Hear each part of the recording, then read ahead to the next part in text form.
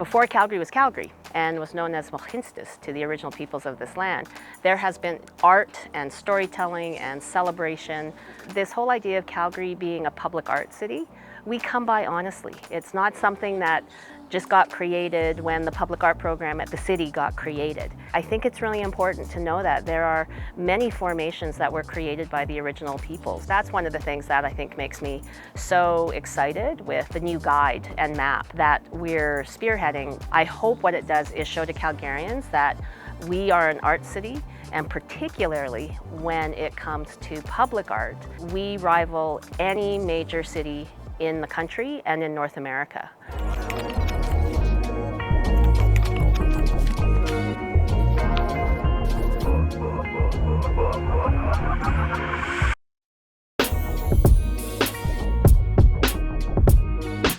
When I think of Calgary as a public art city, I'm struck by how much of its character lives outside of galleries and theaters. Art is in our streets, in our parks, and even across unexpected corners of neighborhoods.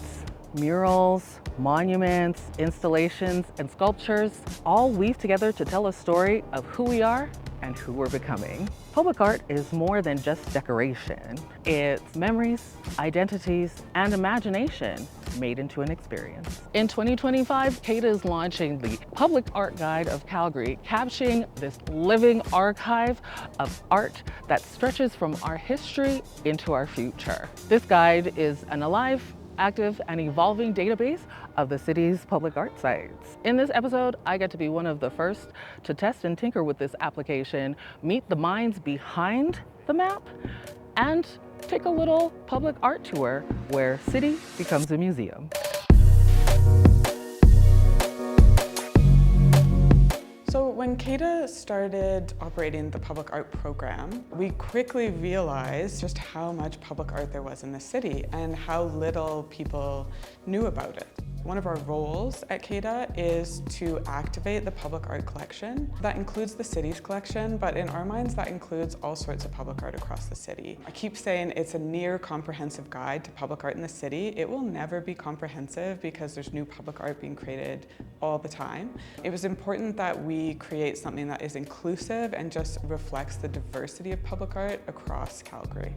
When we started the project, a big part of figuring out what kind of things out there like this exist. We looked literally across the globe for references for other maps of public art, and we really couldn't find a ton of precedent for really interactive, user-friendly, and art-forward public maps. And so we saw this great opportunity to try to create something that really made the map and art easy to discover in a way that kind of made a city feel like a museum.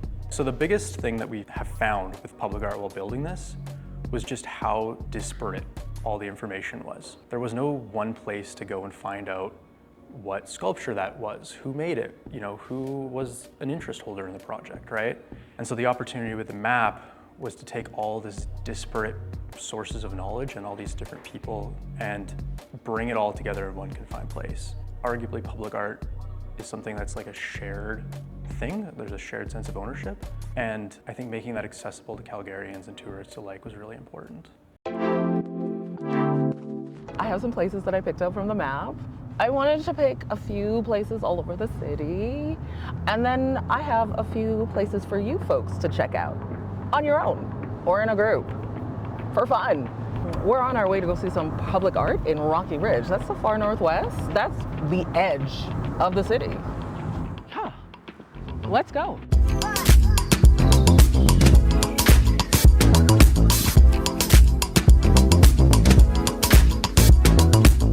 Convergence.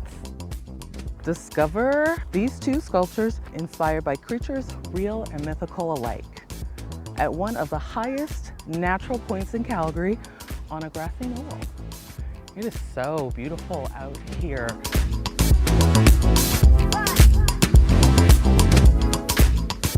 There are over 500 artworks represented on the map, and we expect once we launch, that will continue to grow. When people think about public art, they often think about permanent, monumental sculptures. But public art is so much more. Public art can be temporary artworks, it can be ephemeral artworks, it could be performance, it could be kind of social, it can be experience-based. And it's really important to create an archive of that work in our city because it's not going to be around forever. This guide helps us create that record.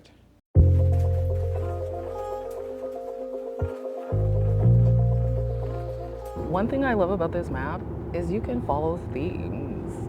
Like, I wanted to see the Linny Bison heart sculpture, and there's a whole thread of bison sculptures to see.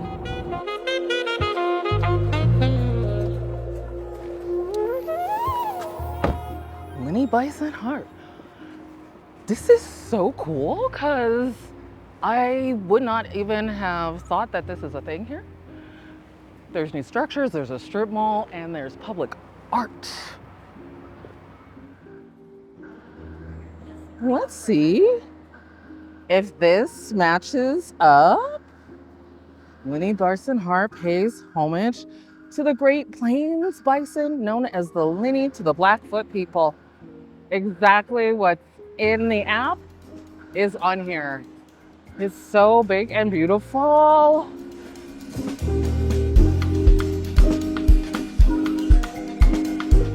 We wanted to make the app feel in many ways as familiar as possible. If you've used Google Maps, Apple Maps, we wanted to create an experience that wasn't alienating, that kind of modeled after those like patterns that you're already probably familiar with. And this way you're getting a map experience that is geospatial, actually a map, but also one of the reasons why it's called a guide rather than just the Calgary Public Art Map is because it can serve for more than just a map, right? It can be a guide without really having to rely entirely on the map. Blending that experience was really important to us.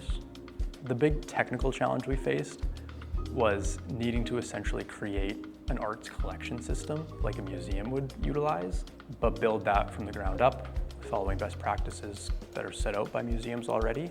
But then we also needed to do certain synchronization. So we need to make sure that when you're navigating and using the experience, the map layer is responding to how you're interacting with the other content. So that you have this kind of really integrated experience where when you click on an artwork in the tray, the map is dynamically moving and taking you to that location. But if you're also clicking on, say, a community within the map, it's navigating you properly to that kind of page as well.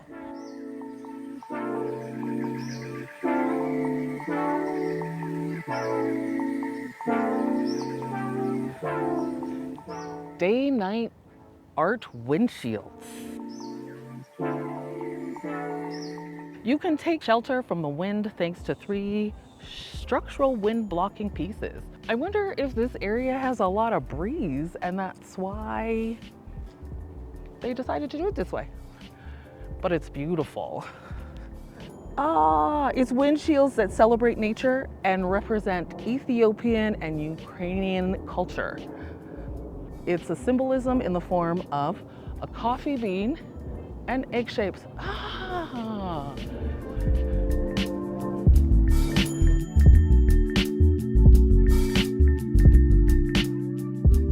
We very recently, 2021, started to steward and lead the public art program on behalf of the city of Calgary.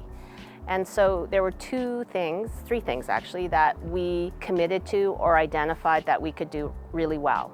One of them, of course, was the commissioning and installation of art, public art, throughout the city. The second one was about creating opportunities to work with and engage with Calgarians concerning public art, and not only about the pieces that might be in your neighborhood or in the places that you go by, but also about what public art is and what it does. We feel like we help tell stories really well.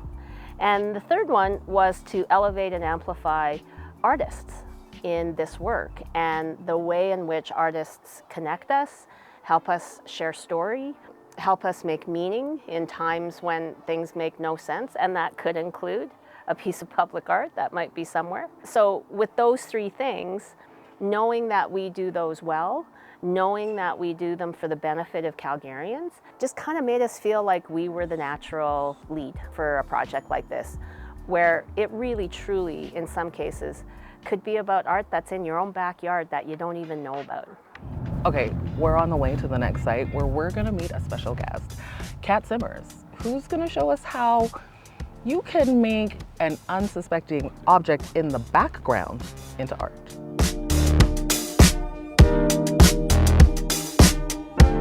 Cass! Oh my Hello. God, so nice to see So nice to see you. you. Tell me a little bit about this piece. Yeah, so we're here by the Petoyas Urban Indigenous School in Inglewood. Oh, nice. And for this project, I had the great honor of collaborating with Elder Adrian Wolflag of the Siksika Nation. Just had a lot of conversations about the history of this land, of this area regionally. We also connected over a shared love of comics, which really contributes to the style that I'm working in this. Okay. But Elder Adrian shared with me the story of the Sacred Seven, which is a Right. sacred teaching in Siksika culture. Right, and right. I've been able to translate pieces of that and other elements of our conversation into a little 360 wrap that you find behind us. Ooh, a 360 wrap. Okay, Yes. what was this before? Because I feel like this isn't where people put art. Yeah, well, this is part of the city's utility box art program. So these things are all over the city, and they're usually just blank gray boxes. The city started commissioning artists to do paints and vinyl wraps, and to add a little bit of life to these things that are like a fundamental piece of our city that can be a little bit ugly otherwise.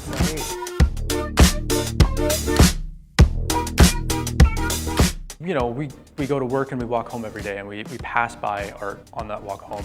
But we don't necessarily know what that art is. While building this, everyone on our team commented that they would open up the app, find art closest to them, and then find that art that they were curious about.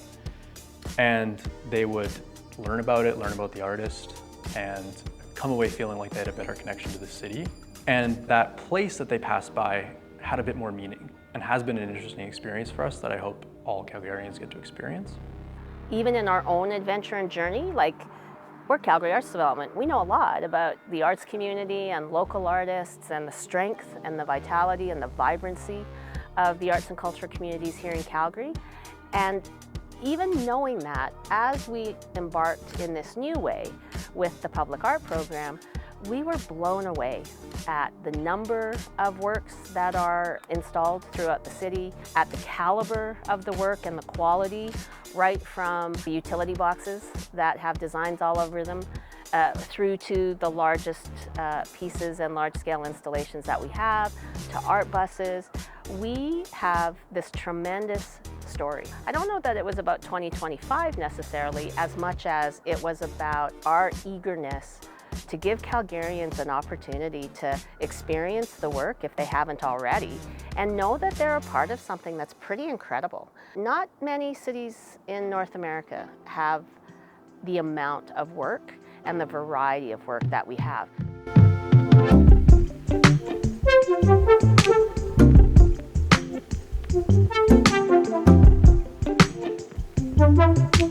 Karen, Yes, ma'am. thank you so much for coming. Thank you and for inviting talking me. to me. Let's talk about your public art pieces. These are called conversations. Yes, ma'am. Tell me a little bit about them. Okay, these were commissioned by the City of Calgary, Okay. public art program, back in around 2017. They're for the community of Rundle. And what I did, I chose to go with the symbol of the sofa Okay. because it's a symbol of hospitality. It's the first thing we see when we come into somebody's home, right? So I thought it would be appropriate for this community, which is very multicultural and multi-ethnic. And as far as the design, I used motifs from ethnic fabrics and colors from ethnic fabrics to start the conversation, right? There are 3 different styles I use: modern to represent the younger folks, transitional style, which is this one, to represent like modern day families, and a traditional style to represent the older generations in the community. So everybody comes together. Yes, that's the idea. On the sofa. Yes, Like a family Yes. in a community. to have conversations. Why was it important for you to create public art? Why? It's something that fits me best and the way I think.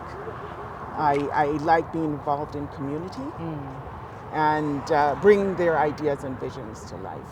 That's something that is important to the City of Calgary Public Art. My last question for you is, how does it feel to have people interacting and enjoying and having conversations on your public art? It's great. It's great. It really is. Just to have people interact with it, enjoy it, you know, and the aim is it's functional, right? And it's meant to be interacted with.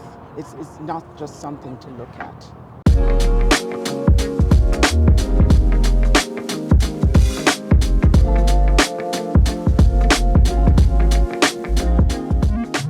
My first experience working in public art has been the creation of an art bus. So last year I applied and was selected to design a bus that was inspired by the rescue dogs in my life and also Métis beadwork, specifically tuppies, which are a type of dog blanket with intricate embroidery that was built to decorate dogs and show that they're part of the family. It's so exciting. Every time I see the bus, kind of like shriek, like, oh my God, there's my bus. Even when it's another artist bus, I'm like, that's so-and-so's bus. So exciting to see it. I think it's just like really joyful and exciting to kind of see something moving, living art. Whether you're aware of it or not, public art is shaping your experience of this city. And I think there's something really beautiful about experiencing public art and not even being aware that you're experiencing public art or that you're being influenced by public art or that your decisions are being shaped by public art. But there's also something really beautiful about taking a deeper dive and understanding that so that we can shape our city in an intentional way. And so I think creating a guide like this can help us just understand the artist's intent behind that and get to know the artists that are shaping our experience of the city a little bit more. We've also been able to see, as the maps evolved, where there's kind of hot and cold spots in the city for public art. And I think from a city building perspective, we can kind of see how the certain hot spots and cold spots, when people use the map, they might recognize those spots as areas that they visit more, they go to their way to visit. And there may be correlation people find between places rich with art and places that they have a lot of memories and spending time. Being born, raised, and living in Calgary, this is a totally new experience of the city for me. I'm realizing that things have changed. Calgary is booming in a different way than it has before. I'm seeing places with new eyes, getting fresh ideas about things. There's a different feeling in the communities from little cowpoke Calgary that people used to tell me where I'm from, and I would fight them and say, no, we're a global city, we can do anything, and we're doing it. Animals that roam? Oh wait, the car just, is that an animal? Oh my God, it's right across the street there. They're so cute.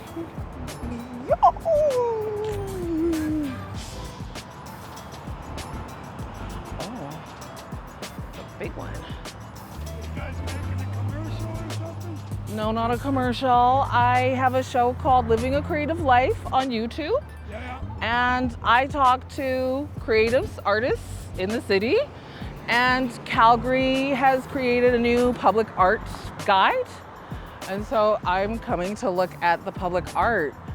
And I love public art that's functional. Like you could sit down, you could be in it, you could touch it. And you get to be part of public art. Look at the bunnies. Antelope in there. Right? That's the first, we saw it from across the street. Because the guide is community initiated and there are opportunities for community members to contribute directly to the guide, it's going to represent Calgary's diversity because it's going to represent the people that live in Calgary. Anyone can contribute to the map. Anyone can see a piece of public art out in the community and add it to the map. And that includes artworks that aren't traditionally kind of sanctioned as public art. We really wanted the citizens of Calgary to feel ownership over the map. So if you see an artwork, if you see something that you identify as public art, if it's accessible in the public realm, if it's created by an artist, that's public art. And we want you to add it to the map, and we want community members to feel they get to have a say in defining what is public art in our city. I hope that people use this map every day. I hope that when they're out in the city and they see something they're curious about, they pull their phone out of their pocket and they look at the app to see if it's on the guide. And if it's not, I hope they add it and just learn more about the people that are in this community. This looks a little bit different. It's not your typical, I'm painting a mural. Right. What's the difference from this and other public art? Yeah, so this isn't painted directly onto the wall. It's an aluminum composite that's then been vinyl wrapped and cut out and then put up onto the wall almost like signage would be, like bolted to the wall. Oh, this is like the future of art. I mean, it's just a different way to approach, getting something up onto the wall. I think it does look, a little bit different. It looks incredible. Cool. Oh, thanks so much. Public art tells so many histories about our city. So many pieces of public art in Calgary are really deeply connected to the stories of the land or the context of the place. So public art is an opportunity for us to learn more about those stories, to learn more about the city and the people that have created this wonderful place that we all live together. And so creating an archive of that just creates an opportunity for those stories to grow and build upon each other. And it also creates opportunities for new artworks to respond to some of those stories and to sort of better understand the context in which the work is being created. I guess one of my hopes is that it will make people think about what it means.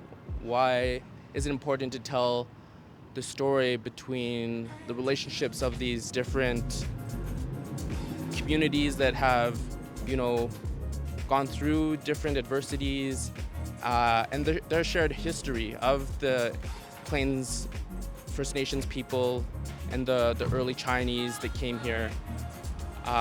It is a story that's not told often, and if you don't tell these stories, then they disappear, right?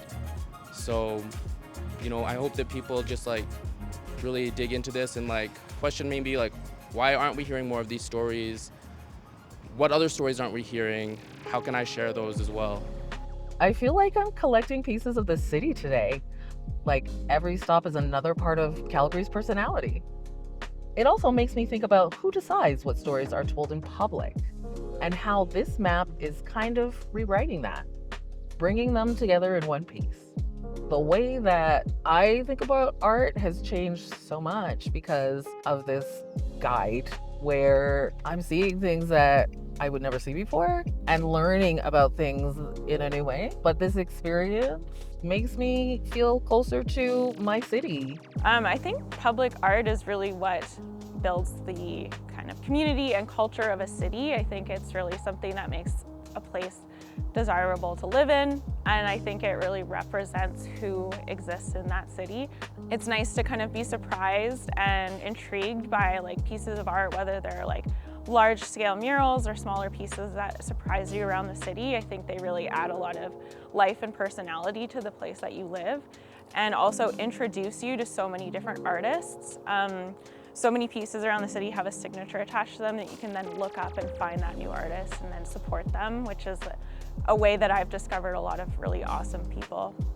Calgary's a wonderful art city, and most especially, I think the work that you can experience, particularly through our public art program, is work that really evokes and tells a story of Calgary in all its forms, right? Right from long before Calgary in 1884 was Calgary, right through to today, and also painting aspiration of who we want to become in the future. Come experience that with us.